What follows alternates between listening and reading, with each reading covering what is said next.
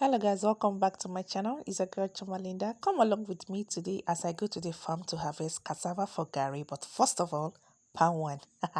Nothing as a good, tasty, cold palm wine in the morning to motivate you. Yeah, this palm wine sure hitting the right spots. Yeah, I got it along the road close to the farm. I wonder why this guy is laughing at me. Okay, there's my husband wearing red talking to the caretaker because our land is very far from where we live, so we left it under the care of a caretaker to take care of it and our crops. Now, back to my palm wine, just to get a little something in my system to keep me going. More, this palm wine is making me happy. Now, down to business. Then we began walking towards our farm, and my husband, the one in red, pointing out where our boundary ends so we don't encroach on another person's land and cause trouble or wahala for ourselves. As you can see, the farm is really overgrown, so we have to clear out some bushes before we could proceed and get through to the cassava plant itself, so that we don't get injured or get poked in the eyes from these overgrown bushes. So my husband is cutting off the hanging branches to make things easy for us, and then we have started uprooting the cassava. First of all, when you get to the cassava stem, you pull it out of the ground with your strength, and then you pull off or break off the cassava attached to the stem. That's how you do for every cassava plant you get to. You just pull it off and then you break off the cassava attached to it. And then if you feel that while pulling out a cassava or a cassava has broken off inside the ground, you can as well use your hands to dig for it. You just dig for it like I'm doing in the video. You just dig around, use your fingers, dig around carefully so you don't injure yourself, till you find the broken off cassava. And if you think using your fingers is difficult, you can as well use your cutlass. You go to the farm with your cutlass, use your cutlass to dig around carefully till you get to the broken off cassava. Okay, you just have to be careful when you dig so that you don't leave a broken off cassava in the ground, thereby causing you wastage. You don't get as much as you expect. See me looking tired already. And say the cassava, how much we have gotten so far. We forgot water, so I went to a nearby shop to get sachet water. See how dirty my legs looks and the water I got. Now it's time to pack into bags all the cassava we have been uprooting since morning. By this time is already past 1 because we already came very early to the farm. We also gathered stands for replanting next season. We loaded the cassava into the car, and we still got 2 extra bags that couldn't be contained in the car. A job well done. Time to head home, and it's a really sunny day at home now, and time to peel the cassava. And all hands must be on deck to peel cassava because this is another stage of hard work in the process of making gari. And if you have noticed in the video, there's this special kind of knife that we use in peeling cassava. I know that various tribes have different kinds of knife they use in peeling cassava. Some people use their regular kitchen knife, but I think, in my own opinion, that is difficult. And this knife that we use is much easier in peeling cassava. I come from Agua, Ugota local government in Imo State, and this is the kind of knife we use in peeling cassava. Okay, I know every tribe have their own way of doing things. Note, you have to peel the cassava immediately you come back from harvesting it so that the back doesn't get hardened or gets too dry and makes it very difficult for you to peel. That's why you have to start peeling immediately. No matter how tired you are, you just have to pick up the knife and start peeling. The earlier the better in peeling cassava gotten back from the farm. Yes, this is the special knife I was talking to you about, not your regular knife, right? Yes, look at the shape. And I think those village blacksmiths are responsible in making it. I'm sorry I lost the next important video clip, which it should have been the grinding and pressing out the water from the cassava. I lost the clip. After the grounded cassava must have stayed in the bag used to tie it up for 2, 3, 4 days, depending on the part of Nigeria you are from. The solidified pressed cassava is now taken from the bag where it was tied up from and transferred onto this raffia basket thing, a sieve specially made for only garri, and then the chaff separated from the cassava. This is so that after frying, your garri can be smooth and neat and void of any sticky and dangerous thing that can easily choke someone.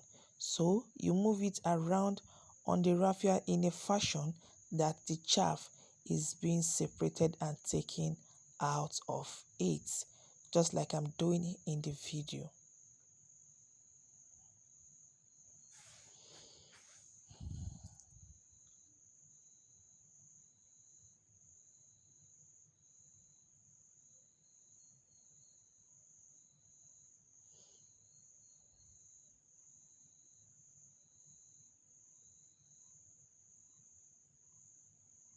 Yes, this is the step you do before frying.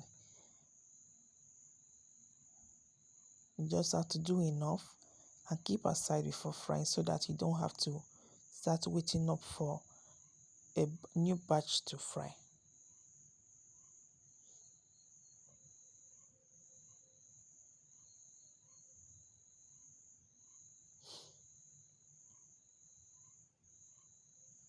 To me, this is the simplest part of garri processing. This is the simplest stage of garri processing. Just play around with the garri, the cassava.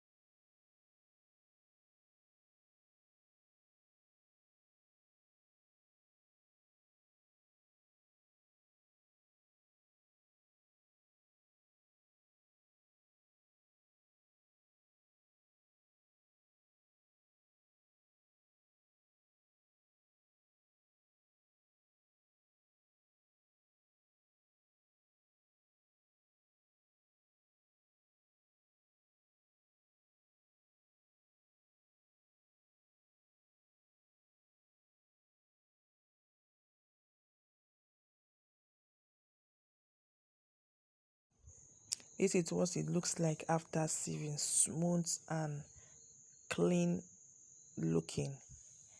Okay, see how it is, very smooth and passing through my hands easily.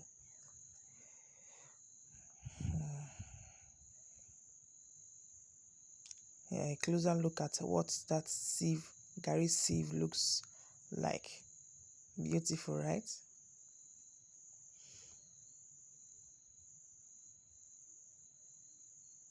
My kids couldn't resist helping me, so I just had to let them play around with the cassava on the raffia basket for a little while, and they really enjoyed themselves. as they helped me. Division of labor, right? Time to fry it. We had to construct a mini fireplace. We went to the backyard because we couldn't use the compound because of the tiles in the compound. We went outside the backyard and constructed a fireplace to be able to use this big pan used in frying garri. Okay, it really took a while to construct. We had to use mud and we had to use block and made it in a semicircle fashion.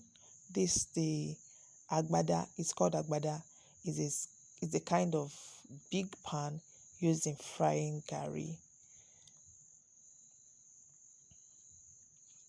Okay, we've started frying the garri. Note, we started frying 4 days after we uprooted the garri, the cassava, sorry. Okay, that round thing used in stirring the garri is a calabash kind of thing that you use in frying garri,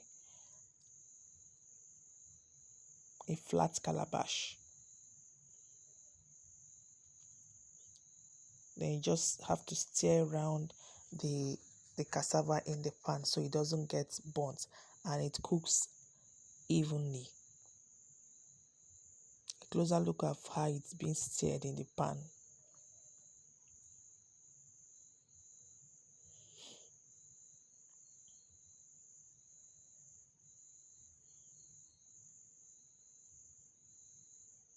Frying garri is not for the weak because the smoke from this firewood really hurts the eyes. Thank God I had help. You just stir like so that the garri fries evenly.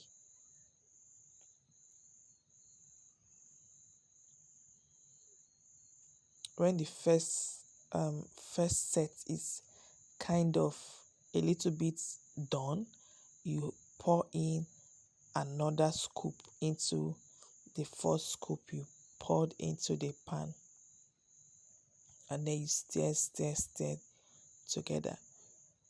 If the one you have in the pan is not too much, you see she's taking the second scoop into the pan. If after the second scoop and you feel the amount of garri in the pan is not too much, you can still add a third one if you want. Notice the way she's stirring the garri in the pan. It has a pattern, right? Yes.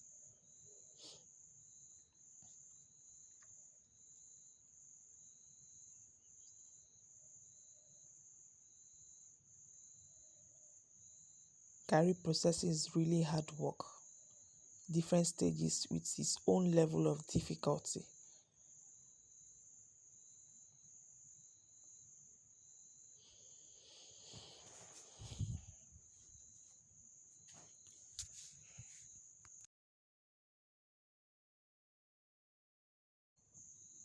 When the garri in the pan is crispier or drier, you change that calabash scoop thing to this long handle thing and you move the garri around and along easily in the pan. So you start off with the calabash scoop thing and then you change to this long stirring stuff. I don't know the name, but I just know you need both of them in frying garri. As you fry, you make sure you touch to check to see how dry and crispy the garri is. When you know it's already done and it's very crispy and dry, you use this calabash scoop thing to scoop it out of the agbada or pan into wherever you want, the basin or the pot you want the garri to be in, and then the circle continues.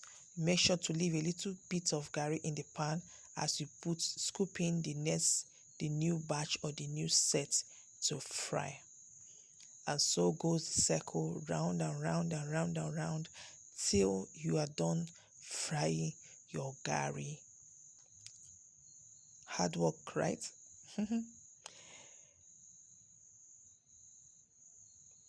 And as you fry, you have to be checking your fire and putting more wood into your fire so that you don't waste too much time and you don't get smoked off.